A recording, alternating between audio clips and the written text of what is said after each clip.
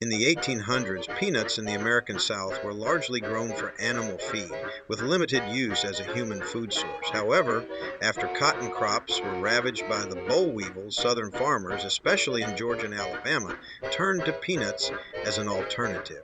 Agricultural pioneers like Dr. George Washington Carver played a key role in promoting their broader use. Tom Houston, raised on a Texas farm, was driven by innovation. By 1912, he had built a hand-powdered peanut sheller and collaborated with the Columbus Iron Works to bring it into production. His partnership with Clarence Medley led to the founding of a manufacturing facility in Columbus that produced peanut shelling machinery.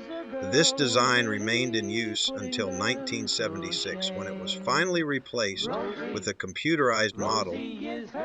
Around the early 1920s, Houston began refining the process of roasting peanuts. Along with a Texas associate named Talton, he discovered that Spanish peanuts cooked in coconut oil at 353 Fahrenheit created a uniquely delicious snack. In 1925, the Tom Houston Peanut Company officially launched in a small building on 32nd Street, selling only toasted, salted peanuts in a signature tall glassine bag, an idea patented by Houston. The snack quickly gained popularity. With a modest $5,000 0 cents initial investment, the company generated over $25,000 0 cents in its first year. Within a year, sales had skyrocketed to over $400,000 0 cents, prompting a move to a larger facility on 13th Street and later to a new plant on 10th Avenue. The company's rapid growth even earned Houston coverage in Time magazine, which dubbed him the boy farmer who became Peanut King. Tom Houston admired Dr. Carver's groundbreaking agricultural work and sought his advice over the years. Carver served as a consultant for the peanut company, but chose to remain at Tuskegee to support black farmers and students rather than join the company full-time.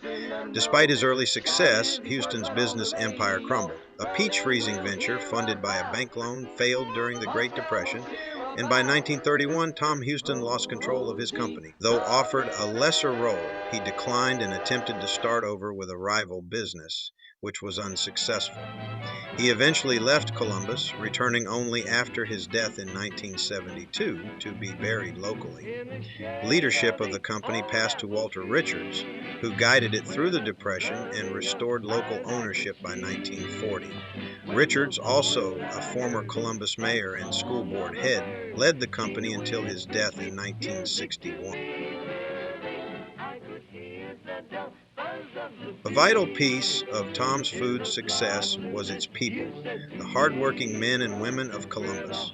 At its peak, the company employed hundreds of local residents, providing steady jobs and a sense of pride throughout the community. Tom's was more than just a workplace, it was a community institution. Employees and their families were given access to a recreational property known as Lake Houston, named after the company's founder. It was a cherished spot where families could relax, picnic, and fish, a rare perk that deepened the company's connection to the community. Local schools were often invited to tour the factory, an exciting field trip for many children growing up in the region. Students would walk wide-eyed through the bustling facility, learning how snacks were made and packaged, and always finishing the day with a bag of goodies straight from the production line. And then Chef Fields the Bubble Man had his trio there, and they sounded something like this. For many residents of Columbus, Tom's was part of everyday life. Generations of locals grew up snacking on Tom's during school lunch breaks or while hanging out at corner stores.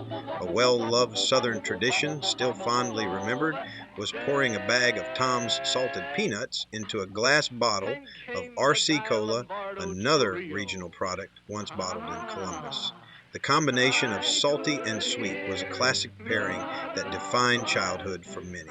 Those old enough to remember can still picture the large glass jars filled with Tom's snacks sitting on store counters, a familiar sight in small grocery stores and lunch stands throughout the region. For workers in Columbus's many cotton mills, Tom's provided an affordable and filling lunch. A pack of Tom's peanut butter crackers, or sandwiches as they were commonly called, was a staple item during midday breaks on the job. A network of independent distributors was also essential to Tom's rapid expansion. By 1949, nearly 350 distributors operated more than 1,000 routes.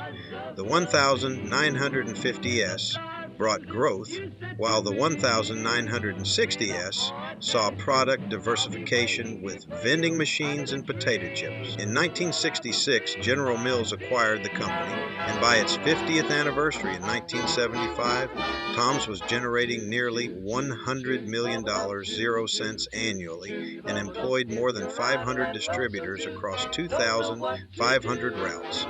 Ownership changed again in 1983 when the British firm Rowntree McIntosh bought the company for $215 million 0 cents and introduced a franchise model. After limited success, Tom's was sold again in 1988 to TF Acquisition Corporation through a management buyout worth $200 million 0 cents.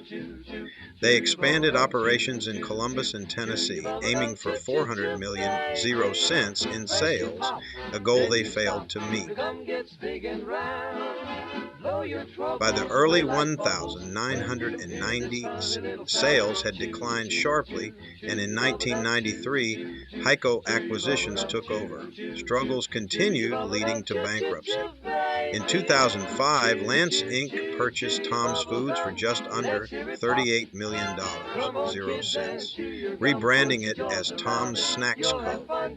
13 years later, in 2018, the company was acquired by Campbell Soup Company. In January 2025, it was announced that the Columbus manufacturing plant would be closing, ending nearly a century of operations in the city.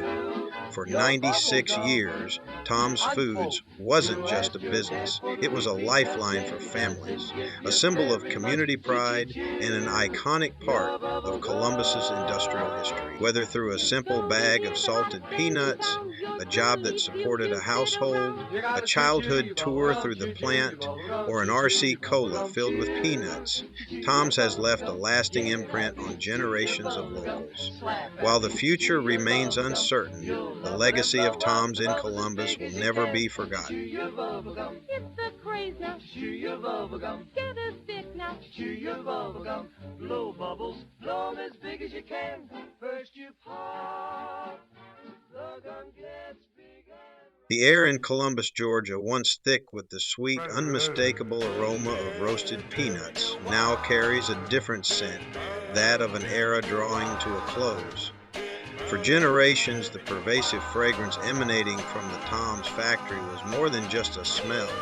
It was a sensory landmark, a comforting presence that permeated blocks and defined a part of the city's identity. Today, the iconic peanut silos that proudly mark Tom's presence stand empty. Silent sentinels against a changing skyline, the familiar rumble of trucks, once a constant testament to a thriving business, no longer echoes through the streets of Columbus. Nor do they traverse the miles across America, delivering the beloved Tom's goods. This closure isn't just about a business. It's about the quiet ending of a significant chapter, leaving behind a void where a vibrant legacy once flourished.